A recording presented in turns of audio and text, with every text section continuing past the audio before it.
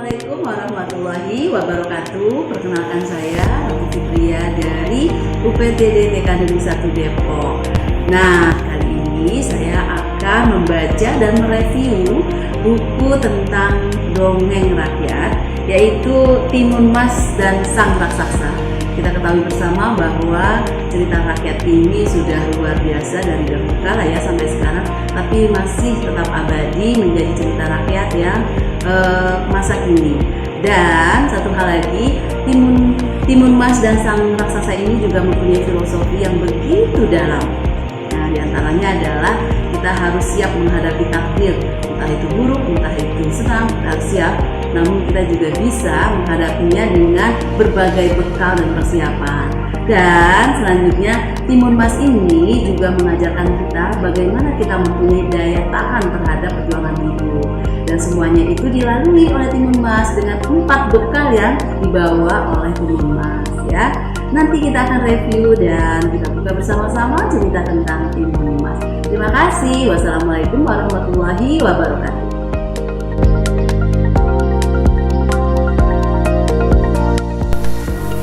Assalamualaikum warahmatullahi wabarakatuh. Halo, selamat pagi sahabat literasi dan guru-guru PAUD seluruh Indonesia. Salam hangat dari saya Ratu Fitria. Pernahkah Bunda dan Yanda di sekolah melihat anak kita tiba-tiba mogok dan menangis ketakutan karena dihadapkan sebuah tantangan baru? Nah, seperti saatnya ketika anak-anak pertama kali belajar mengancingkan baju, atau pada saat mereka mengantri mainan yang begitu panjang. Nah, masalah dan tantangan yang begitu besar bagi anak usia dini itu seperti terlihat seperti raksasa yang besar yang menakutkan bagi jiwa kecil mereka. Nah, fenomena inilah yang menjadi alasan kuat buat saya mengapa saya memilih cerita Timun Mas dan ingin membedah buku tersebut.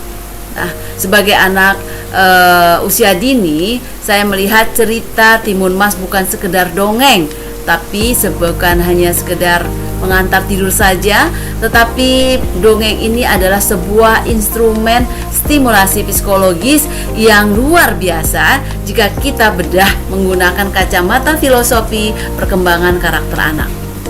Mari kita masuk ke dalam isi cerita tersebut.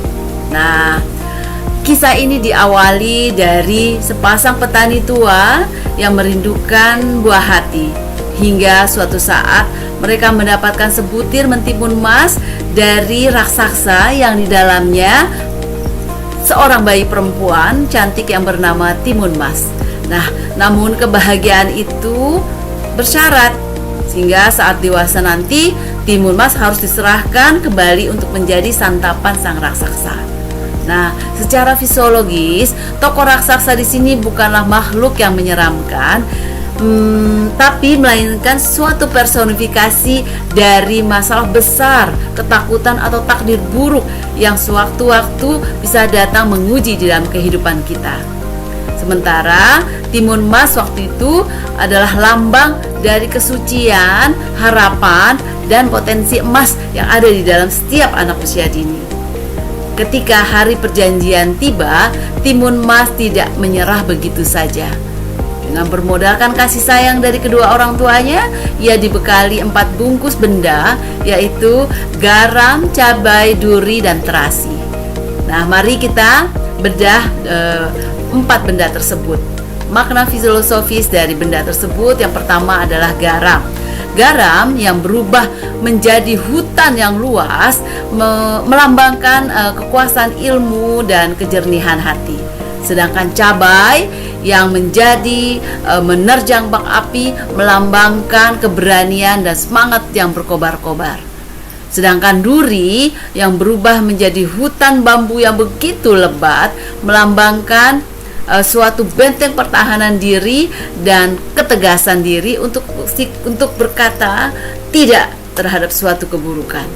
Nah, sedangkan terasi yang akhirnya mengubah menjadi tanah, menjadi lautan yang begitu luas dan lumpur yang begitu panas yang menenggelamkan sang raksasa itu adalah merupakan melambangkan kematangan regulasi emosi, doa yang konsisten, dan kerja keras yang tuntas.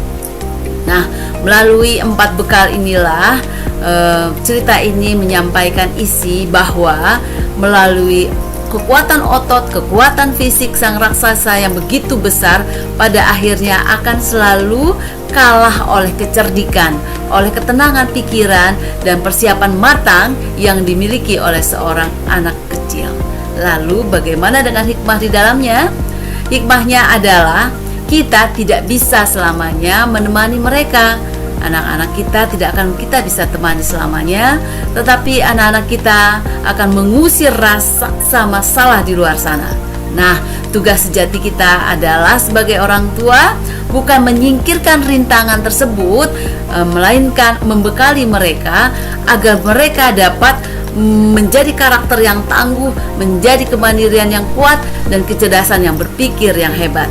Saat anak-anak kita memiliki bekal regulasi diri yang matang, mereka akan tumbuh menjadi anak Indonesia yang hebat. Mereka tidak akan cengeng, mereka akan selalu kuat dan tidak akan mundur pada saat mereka menghadapi kesulitan.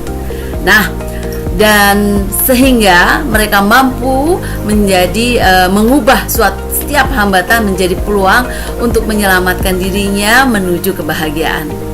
Ya, kesimpulannya, dongeng tradisional seperti Timun Mas adalah warisan budaya yang akan begitu banyak nilainya, yaitu nilai joyful learning-nya di sana juga terlihat.